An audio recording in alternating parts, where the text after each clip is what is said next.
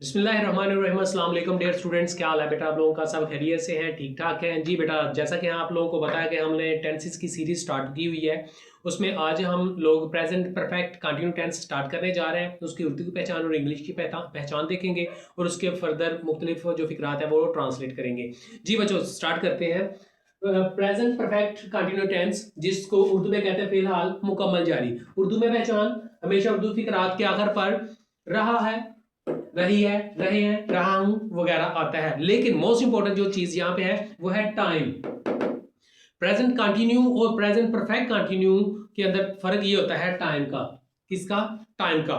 तो अब बात करता हूं जरा, मिसाल यहां पे लेते हैं। मैं 2 घंटे से सबक याद कर रहा हूं।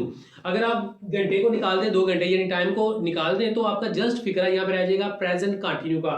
मैं सबक याद कर रहा हूं, ठीक है। टाइम की वजह से ये टेंस चेंज हो गया, प्रेजेंट परफेक्ट कंटिन्यू टेंस में कन्वर्ट हो गया। अब इंग्लिश में पहचान की बात करूंगा, सेम उसी तरह जैसे कि आप लोगों को समझाता हूं। एक फिक्रा जो है उसके 3 मेन पार्ट्स होते हैं, सब्जेक्ट, वर्ब एंड ऑब्जेक्ट। तो सब्जेक्ट यहां पर देखा है, सब्जेक्ट कहते हैं काम करने वाले को यानी फाइल को, फिर वर्ब कहते हैं फेल को, और ऑब्जेक्ट मफूल को कहते हैं। अब सब्जेक्ट का काम क्या होता है? काम करना। अब सब्जेक्ट 2 किस्म के होते हैं, सिंगुलर सब्जेक्ट और प्लूरल। सिंगुलर के अंदर आपके पास he, she, it, any name, he, she, it, any name वगैरह आ जाता है। उसमें हमारे पास प्लूरल में हमारे पास आई, हुई, यू और दे आ जाता है, ठीक है। ये सब्जेक्ट हमारे पास आ गई। आगे वर्ब की बात करता हूं। वर्ब में हमारे पास हेल्पिंग वर्ब और मेन वर्ब, 2 किस्म के वर्ब्स हैं। इसको हम हेल्पिंग वर्ब को एक्सिलरी वर्ब्स भी कहते हैं। हेल्पिंग वर्ब में हमारे पास हैव बीन और हैव नॉट बीन, और दूसरे ग्रुप में हैज बीन और हैज नॉट बीन। देखो बच्चे, आपका ये जो ये प्लूरल वाला सब्जेक्ट जो है, इसमें नेगेटिव बनाने के लिए आपको हैव नॉट बीन का यूज करना पड़ेगा, हैव नॉट बीन। और इंट्रोगेटिव बनने के लिए, करवाने के लिए हैव फिक्रे के शुरू में लेके जाएंगे हम लोग, यानी ये ग्रुप जो है यूज होगा सब्जेक्ट जो प्लूरल है आपका उसके साथ। अब ये वाला जो है, जो हैज और हैज नॉट, हैज बीन और हैज नॉट बीन जो है सिंगुलर सब्जेक्ट के साथ इस्तेमाल करेंगे इसको। हमारे पास यहाँ पर मेन वर्ब की बात करते हैं तो फोर्थ फॉर्म इस्तेमाल की जाती है, यानी फर्स्ट फॉर्म प्लस आईएनजी। तो वर्ब ऑब्जेक्ट किसे कहते हैं? मफूल, जिस पर काम किया जाता है। वर्ब जो है फेल है, जो काम होता है। ये मैंने फिक्रा एक ट्रांसलेट किया है, यानी सादा फिक्रा, negative, simple, negative, interrogative, negative and interrogative में। वो 2 घंटे सबक याद कर रहा है, मैं 2 घंटे से सबक याद कर रहा हूं। I have been learning lesson for 2 hours, for 2 hours, for 2 hours.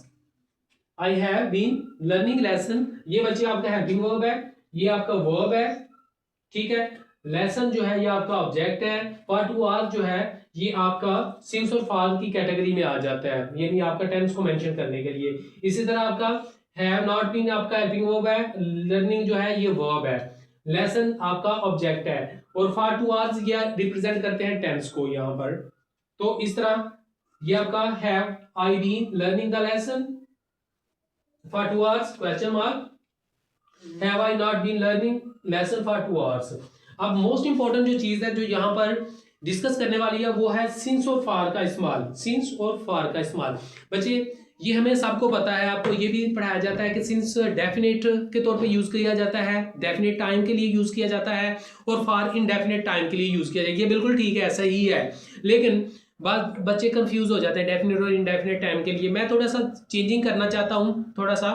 Definite और इनडेफिनेट अपनी जगह पे मौजूद है, लेकिन मैं ये बताना चाहता हूँ कि ये कुछ हमारे पास ऐसे वर्ड्स हैं जो आ जाए तो उनके साथ फार इस्तेमाल कर दे, बाकी सब के साथ जहां पे जरूरत पड़ती है सिंस लगा दे।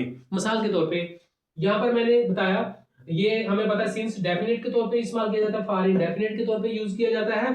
अब मैंने ये एक चीज नहीं दी है आप लोगों को, जो ये जहां पर भी यूज हो जाएंगे आज वहां पे आप फार इस्तेमाल करेंगे, सिंस नहीं करेंगे। Seconds, minute, hour, day, week, month, year और सेंचुरी, ये 8 ऐसे वर्ड्स हैं। सिंस सेकंड सबसे छोटा यूनिट, मिनट उससे बड़ा यूनिट, आवर उससे बड़ा यूनिट, डे उससे बड़ा यूनिट, वीक उससे बड़ा, मंथ उससे बड़ा, ईयर उससे बड़ा, और सेंचुरी इस तरह उससे बड़ी। इस तरह 1 2 3 4 5 6 7 और 8, 8 ऐसे वर्ड्स हैं जिनके साथ आप फॉर इस्तेमाल करेंगे, बाकी के साथ सिंस इस्तेमाल करेंगे। दैट्स इट, ये आज का हमारा टेंस है। तो मुझे उम्मीद है कि आप लोगों ने इसको अच्छी तरह समझा होगा, देखा होगा, किसी किस्म की कोई कंफ्यूजन बाकी नहीं रही। अगर कुछ हुई तो वो मुझे आपने बता देना है। तो इंशाल्लाह हम लोग नेक्स्ट लेक्चर के साथ हाजिर होंगे। तब तक आप लोगों ने बहुत सा ख्याल रखना है। ओके, खुदा हाफिज।